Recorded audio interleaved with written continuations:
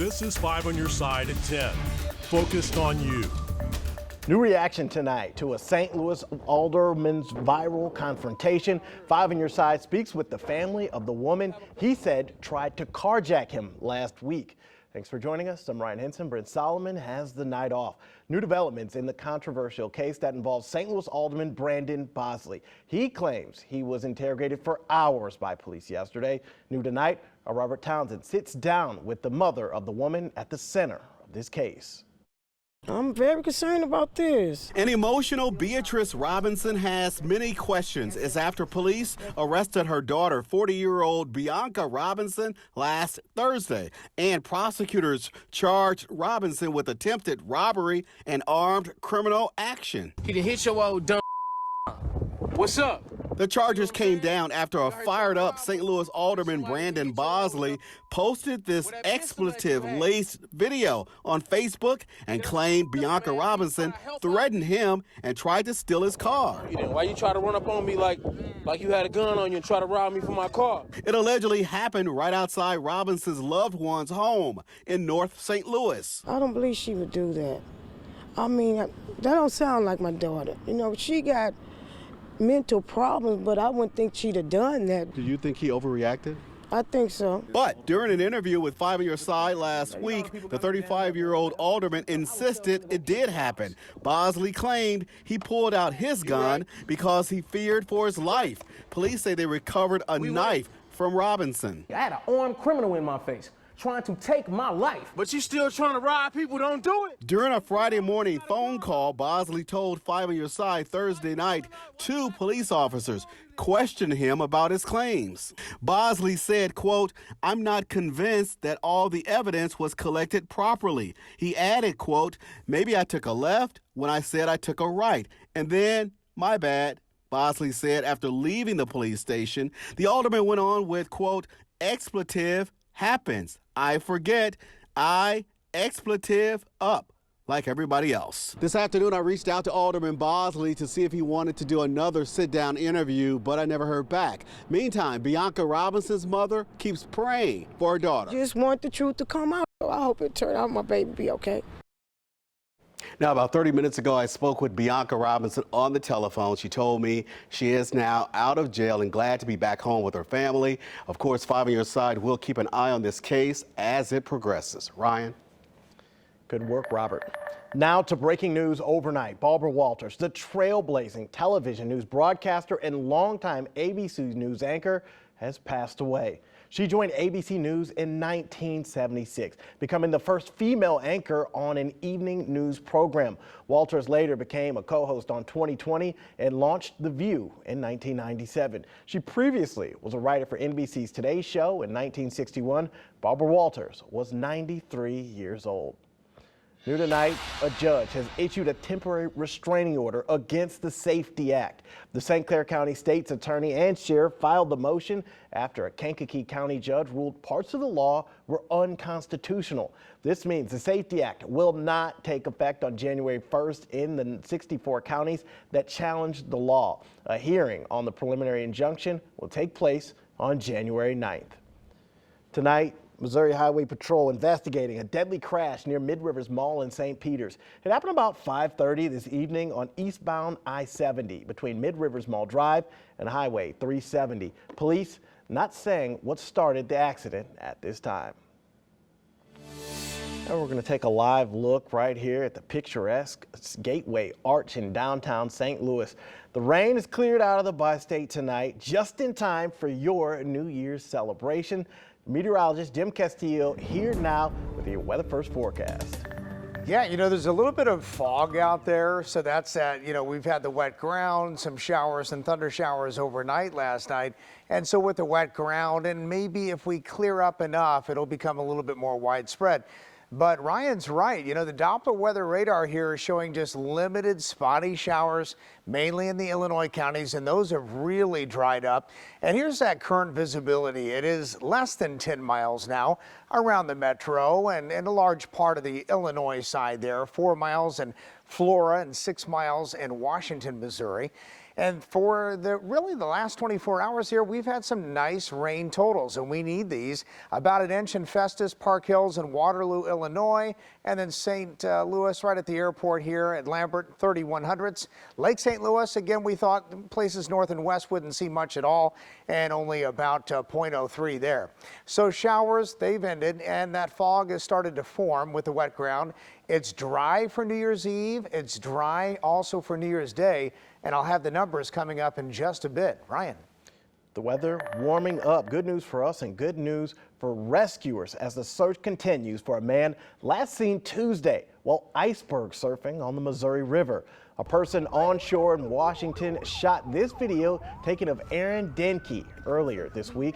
His brother tells 5 on Your Side he planned to stop at Hinkley Bend before Labadie, but has not been seen or heard from since. Today, law enforcement, volunteers, friends, family were out looking for the husband and the father of 2. He was just kind of a thrill seeker. That's what he did, you know. He did this last year. He told me, and I was like, yeah, it sounds just like you. You know, be careful. More information on Aaron's search efforts, just head to KSTK.com. The first openly transgender death row inmate scheduled to die in just 4 days. Tonight, advocates asking for clemency. Amber McLaughlin was convicted in 2003 for murdering her ex-girlfriend. Today, we spoke with her attorney who said all legal proceedings are done. For now, they're working with McLaughlin as they wait to hear from Governor Parson. You just try to prepare your client and be a purveyor of hope, but not a purveyor of false hope. The governor's decision is still unknown tonight. In the meantime, Missourians for alternatives to the death penalty send love to the victim's family and to McLaughlin. We all know it's been a rough week for Southwest Airlines passengers as thousands of flight delays and cancellations cause frustrations and concerns. But today, the airline announced it's resuming normal operations. 5 on Your Side was at St. Louis Lambert Airport today, which was quiet with overall traffic, but the terminal is still full of luggage waiting to be claimed by frustrated passengers. So what can you do to find your luggage? Our Michael Burton with our Verify team has your answers.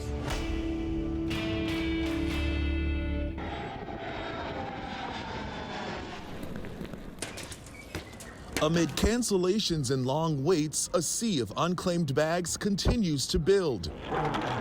I'm on day 5 now with no bags, and she was on day 4 yesterday. Southwest travelers begging the question, how can I find my luggage? Southwest doesn't have an ability for me to personally track the actual individual bag. So I've just been tracking flights that come in from St. Louis, crossing my fingers and coming to BWI every morning to basically do the manual checking process. So our team attempted to reach out to Southwest ourselves. We were directed to call this number, located on the Southwest website. We called 4 times. The line was busy once, we were disconnected twice, and another time we were on hold for 1 hour and 46 minutes. A Southwest spokesperson says they are finalizing a resource to provide additional assistance to customers trying to get their bags. And that, quote, we will make every attempt to reconnect customers with their baggage at no cost to the customer. We will use shipping partners to return baggage where appropriate. The issue has even drawn criticism from politicians and Transportation Secretary Pete Buttigieg. From what I can tell, Southwest is unable to locate even where their own crews are, let alone their own passengers, let alone baggage. According to the Department of Transportation, airlines are required to compensate people if their bags are damaged, delayed, or lost up to $3,800. In Baltimore with your Verify, I'm Michael Burton.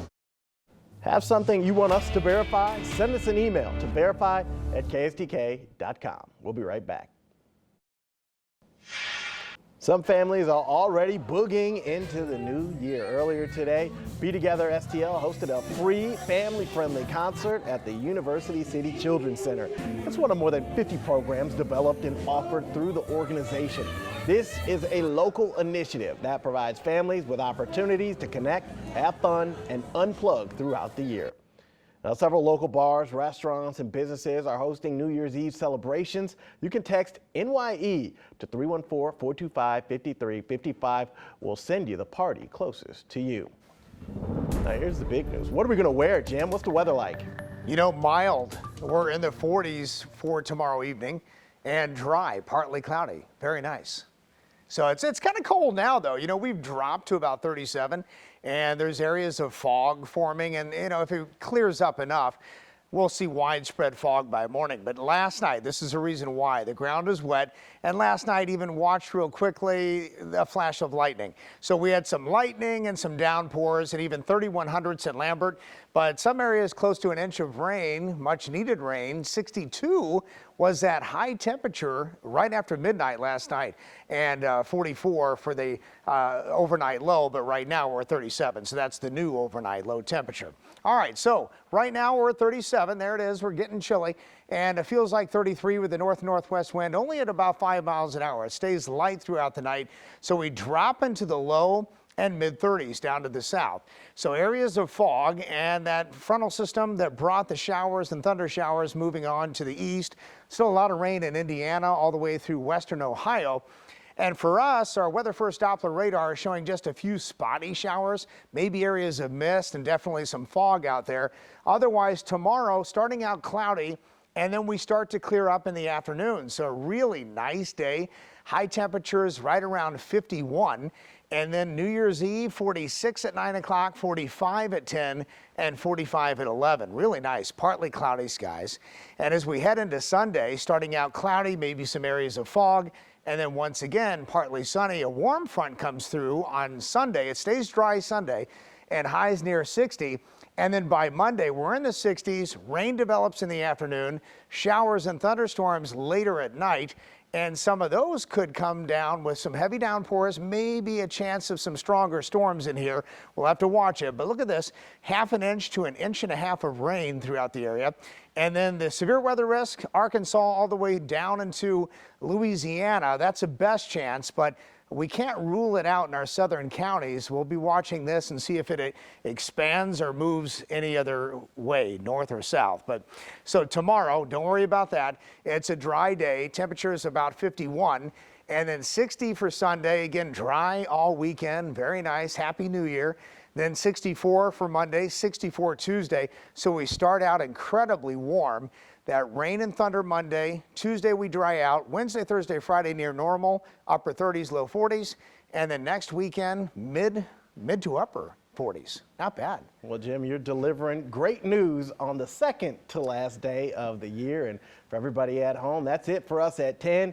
Be safe on New Year's Eve. Now, my favorite part of Friday night, Corey Miller in the house with 5 on your side.